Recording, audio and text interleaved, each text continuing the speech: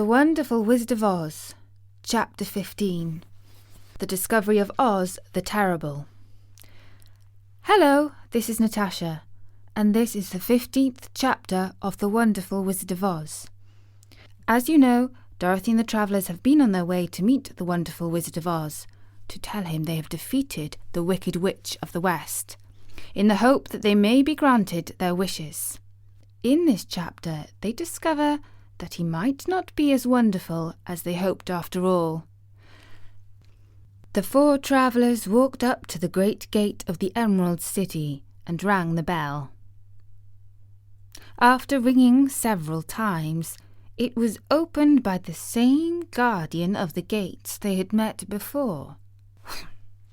"What, are you back again?" he asked, in surprise.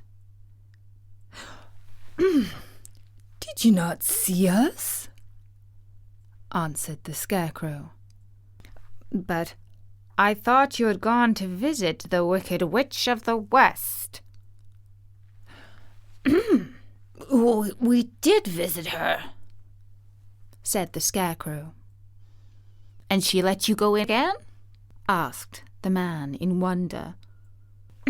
"She could not help it, for she's melted," explained the Scarecrow.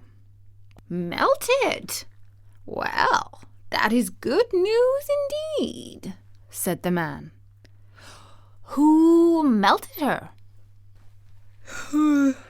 "It was Dorothy," said the lion gravely. "Good gracious!" exclaimed the man, and he bowed very low indeed before her. Then he led them into his little room and locked the spectacles from the great box on all their eyes, just as he had done before.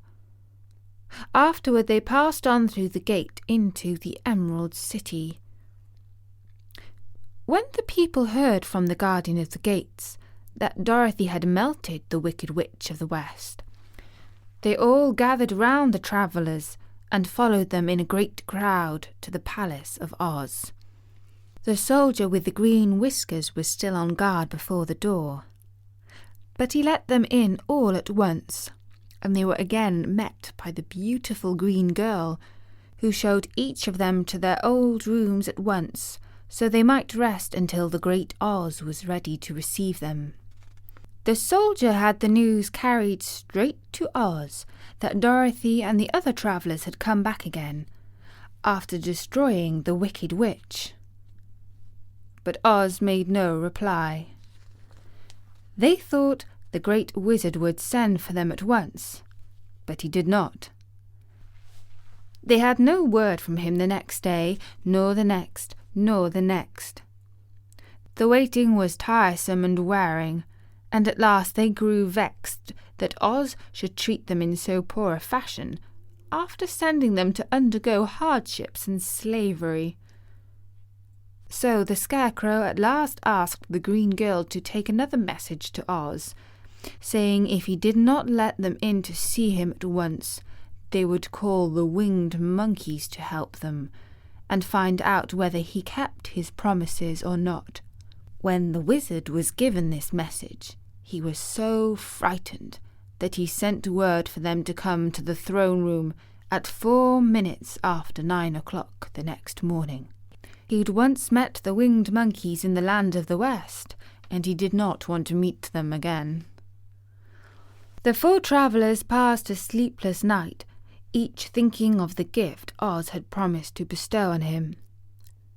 Dorothy fell asleep only once, and then she dreamed she was in Kansas, where Aunt Em was telling her how glad she was to have her little girl at home again.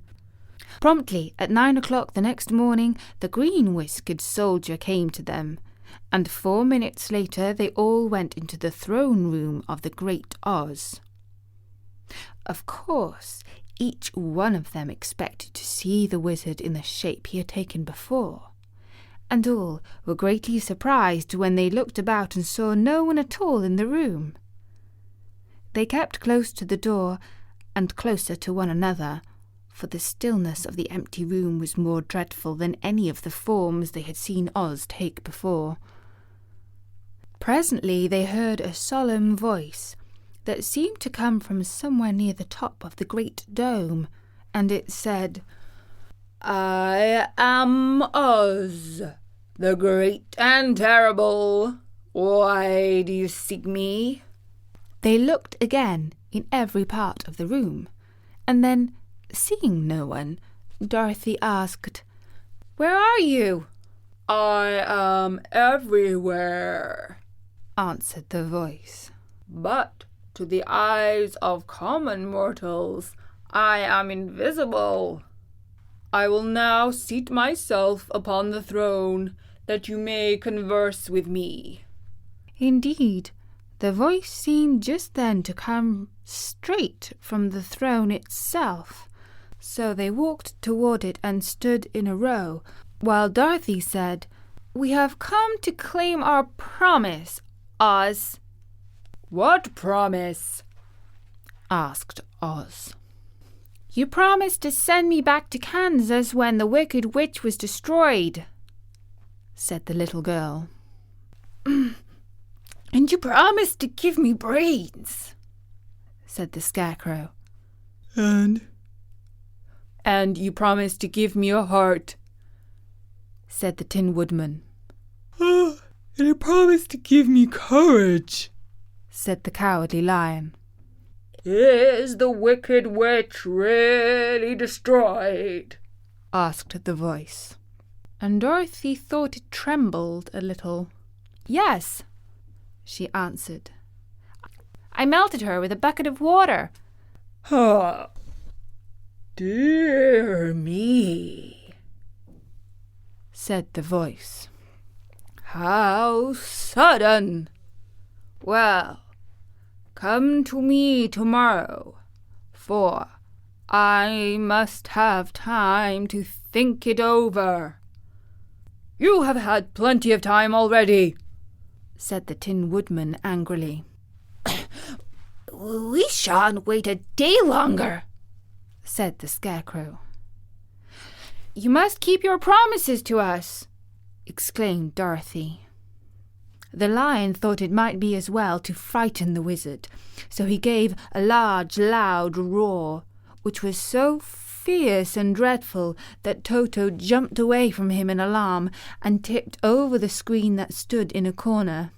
As it fell with a crash, they looked that way, and the next moment all of them were filled with wonder, for they saw, standing in just the spot the screen had hidden, a little old man with a bald head and a wrinkled face, who seemed to be as much surprised as they were. The Tin Woodman, raising his axe, rushed toward the little man and cried out, "Who are you?" "I am Oz, the great and terrible," said the little man in a trembling voice. "But don't strike me. Please don't. And I'll do anything you want me to." Our friends looked at him in surprise and dismay. "I thought Oz was a great head," said Dorothy. "And I thought Oz was a lovely lady," said the Scarecrow. "And I thought Oz was a terrible beast," said the Tin Woodman.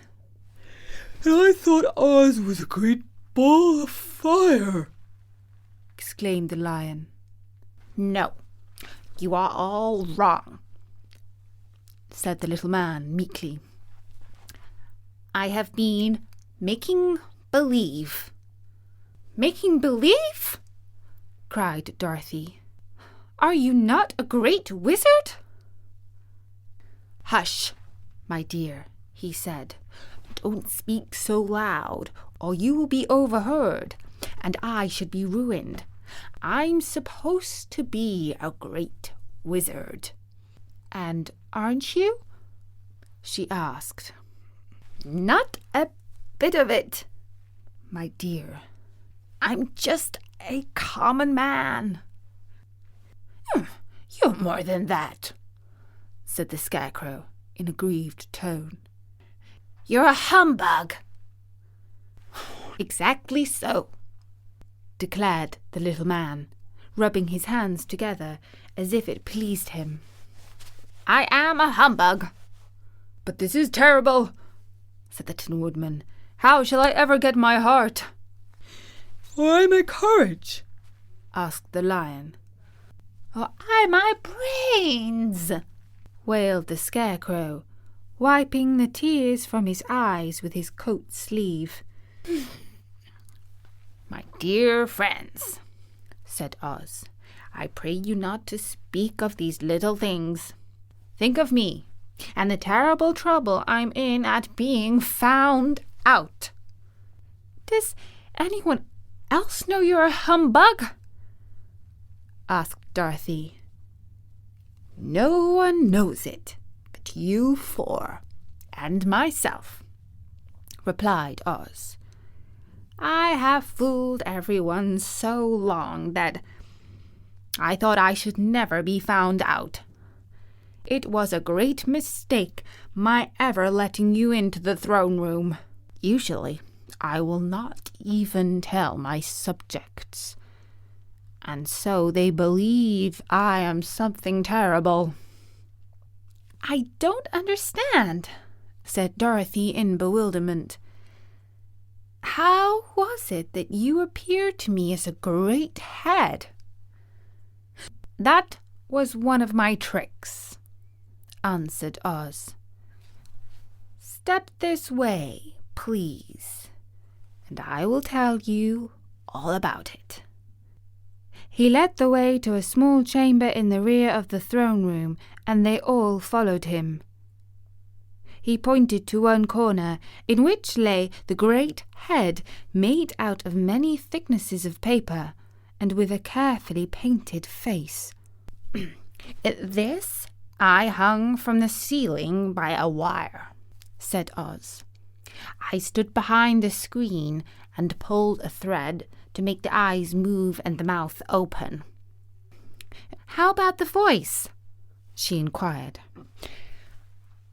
"Oh, I am a ventriloquist," said the little man.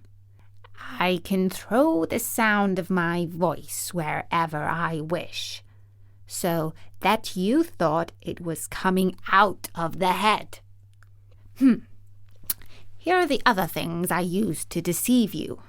He showed the Scarecrow the dress and the mask he had worn when he seemed to be the lovely lady. And the Tin Woodman saw that his terrible beast was nothing but a lot of skins sewn together with slats to keep their sides out. As for the ball of fire, the false wizard had hung that also from the ceiling. It was really a ball of cotton wool, but when oil was poured upon it, the ball burned fiercely. "Really?" said the Scarecrow. "You ought to be ashamed of yourself for being such a humbug." "I certainly am," answered the little man sorrowfully. "But it was the only thing I could do. Sit down, please. There are plenty of chairs, and I will tell you my story." So they sat down and listened while he told the following tale. "I was born in Omaha." "Why, that isn't very far from Kansas," cried Dorothy. "No, but it's farther from here," he said, shaking his head at her sadly. "When I grew up, I became a ventriloquist, and at that time I was very well trained by a great master. I can imitate any kind of a bird or beast." Here he mewed so like a kitten that Toto picked up his ears and looked everywhere to see where she was. "After a time," continued Oz, "I tired of that and became a balloonist." What's that? asked Dorothy. A man who goes up in a balloon on circus day, so as to draw a crowd of people together and get them to pay to see the circus, he explained. Oh, she said, I know. Well, one day I went up in a balloon and the ropes got twisted so that I couldn't come down again. It went way up above the clouds, so far that a current of air struck it and carried it many, many miles away. For a day and a night I traveled through the air, and on the morning of the second day I awoke and found the balloon floating over a strange and beautiful country. It came down gradually, and I was not hurt a bit. But I found myself in the midst of a strange people who, seeing me from the clouds, thought I was a great wizard. Of course, I let them think so because they were afraid of me and promised to do anything I wished them to. Just to amuse myself and keep the good people busy, I ordered them to build this city and my palace, and they did it all willingly and well. Then I thought, as the country was so green and beautiful, I would call it the Emerald City. And to make the name fit better, I put green spectacles on all the people, so that everything they saw was green. But isn't everything here green? asked Dorothy. No more than in any other city, replied Oz. But when you wear green spectacles, why, of course, everything you see looks green to you. The Emerald City was built a great many years ago, for I was a young man when the balloon brought me here, and I am a very old man now. But my people have worn green glasses on their eyes so long that most of them think it really is an Emerald City. And it certainly is a beautiful place, abounding in jewels and precious metals, and every good thing that is needed to make one happy. I have been good to the people, and they like me. But ever since this palace was built, I have shut myself up, and would not see any of them. One of my greatest fears was the witches. For, while I had no magical powers at all, I soon found out that the witches were really able to do wonderful things. There were 4 of them in this country, and they ruled the people who live in the north and the south and the east and the west. Fortunately, the witches of the north and south were good, and I knew they would do me no harm.